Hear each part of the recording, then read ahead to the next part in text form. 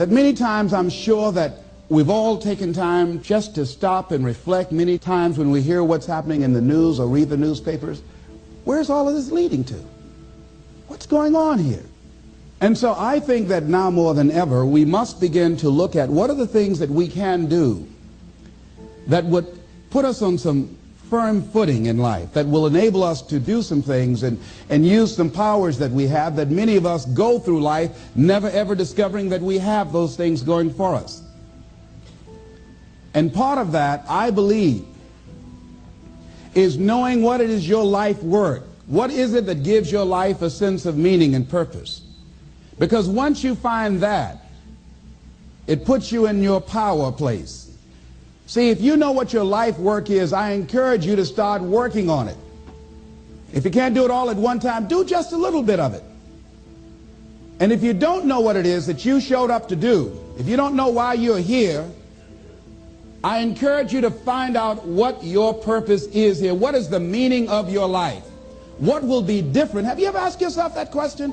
I've done that. I remember coming from a friend of mine's funeral, and I was reflecting on how much time I had left.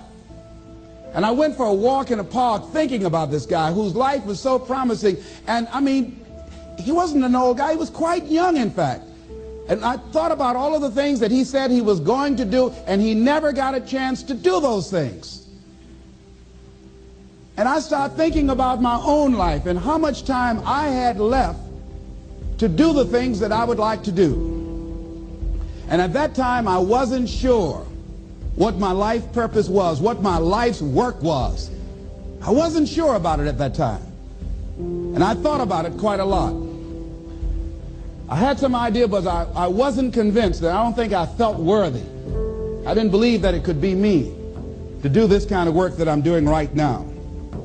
And I say to you that if you begin to take a conscious effort to find out what it is that you're supposed to do, I say that it can literally save your life. I said that it can literally save your life. 85% of the American public, according to recent studies, are going to jobs that they hate, working on jobs that do not challenge them. They get sick thinking about going. Because, see, when you go to a job and you already know how far you can go, you can already see that proverbial glass ceiling. See, when you're going someplace and you already know how much you're going to make, you already know how far you can go, you're in a dead-end position. It erodes your self-esteem. It lowers your sense of yourself. It creates some inner turmoil. It creates an emptiness in you. So I say that your life is worth finding what it is that you're supposed to do. And I'm not saying quit your job. I'm saying find it and do just a little bit of it. Just start working at it just a little bit, but do find out what your work is and hold on to it, and don't let your dream go. Don't let it go. See, and here's something else I want you to begin to look at. Why is it that most people don't pursue their dreams or don't do better than what they're doing if they're capable of doing it? I think that many of us don't go the next step because we don't know what to do yet. And I say that the reason that we don't even explore the possibility of what to do is because subconsciously we don't believe that it can happen for us, and we don't believe that we deserve it. So here's what I'm suggesting. How much time do you spend working on you? How much time do you spend every day working on your dream? In the last 90 days, how many books have you read? In the last year, what new skill or knowledge have you acquired? What kind of investment have you made in you? So I'm saying that as you begin to look at where you want to go, if you want to make it today, and things are changing so fast you have to literally run to stand still, I'm saying that you've got to make some conscious effort to begin to work to develop you. Here's something else. Most people are not living their dreams because of fear, ladies and gentlemen. Fear, limited vision, and lack of self-esteem. is what keeps most people doing things they don't want to do.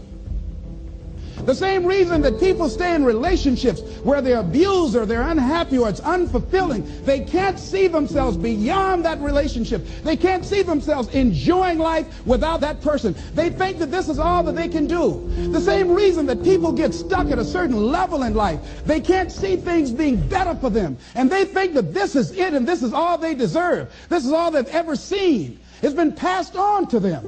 And they think that this is it for them. Oh, no. I was looking what Dr. Blanton, Smiley Blanton, who is a colleague of Dr. Norman Vincent Peale, what he said about fear. He said, fear is the most subtle and destructive of all human diseases. Ladies and gentlemen, fear kills dreams. Fear kills hope. Fear put people in the hospital. Fear can age you. Fear, ladies and gentlemen, can hold you back from doing something that you know within yourself that you're capable of doing, but it will paralyze you. And it seems like you're in a hypnotic spell. And I ask you a question, what is the benefit? What's the benefit of allowing fear to hold you back? What's the benefit of giving up on yourself? Of not stepping out on life and taking life on? What is the benefit for you? What's the plus in that? It's one of the things I had to ask myself. So I didn't want to make any mistakes. I wanted everybody to like me. I wanted to be perfect the first time I did something. It's not going to happen. You're going to make some mistakes. You're going to hurt some folks' feelings. You're going to create some enemies whenever you decide that you want to begin to take life on. You've got to ask yourself, how long am I going to allow this to hold me back? I like what Zig Ziglar says. He said, fear is false evidence appearing real. That is an illusion that we create in our mind. It is a state of mind that can be changed. So let's look at how we can begin to take some steps to restructure that fear, to begin to expand our visions of ourselves, to begin to increase our self-esteem. Webster said that self-esteem means confidence and satisfaction in oneself. Look at your life right now.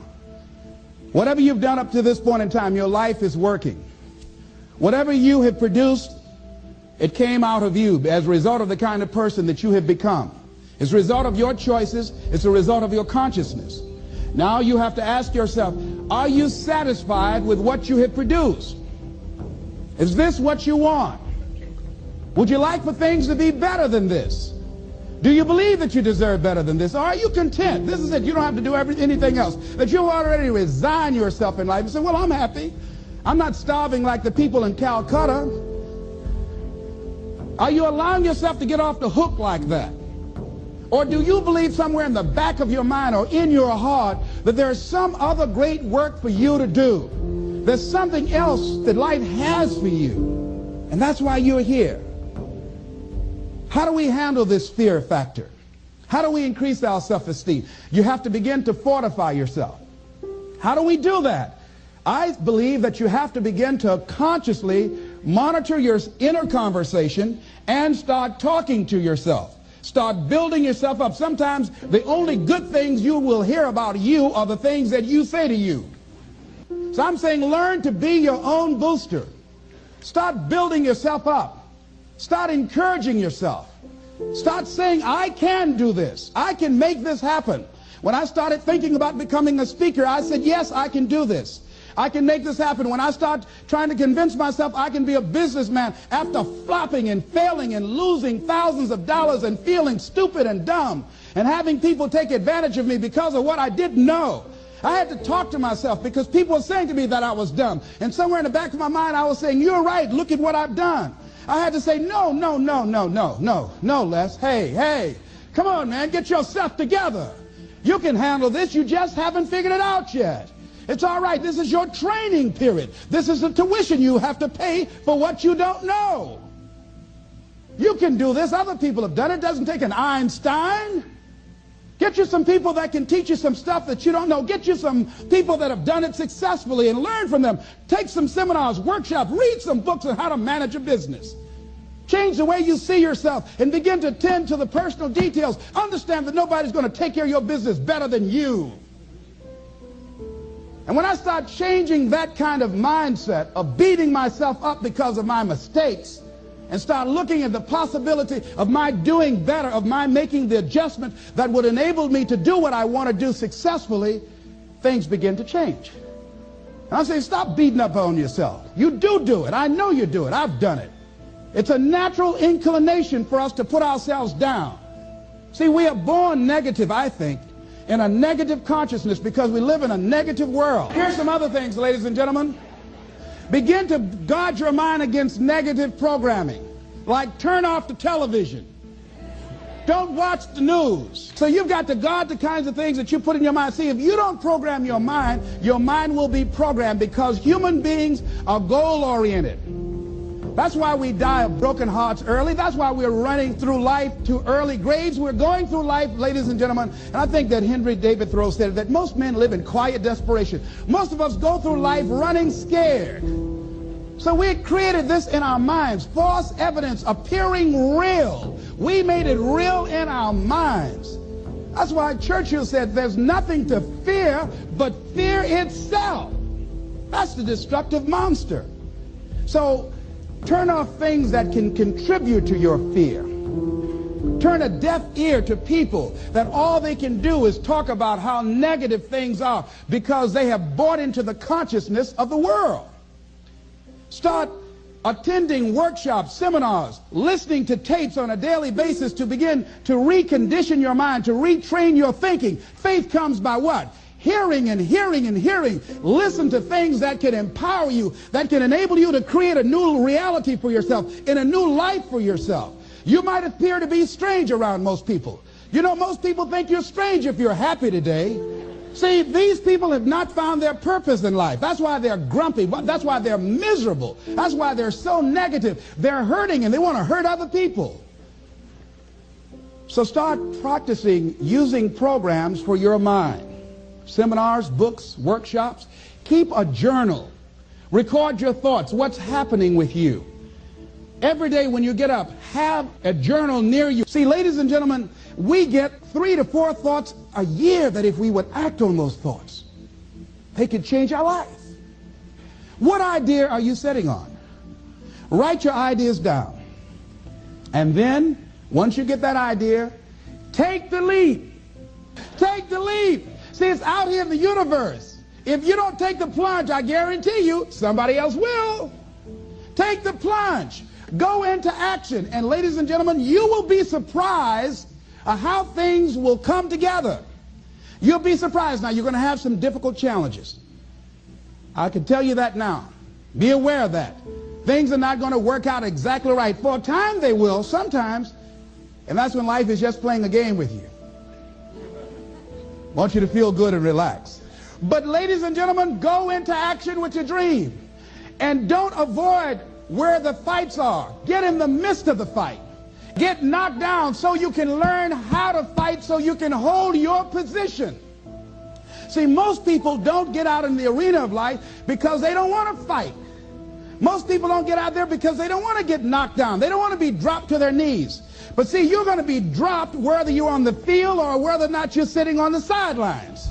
You're going to be dropped. So at least get dropped for something. See, that's how most people are spectators in life. You don't want to be a spectator. You want to get out in the field where the action is. And you will be amazed. After the struggle, there will be a calm period and things will begin to click for you.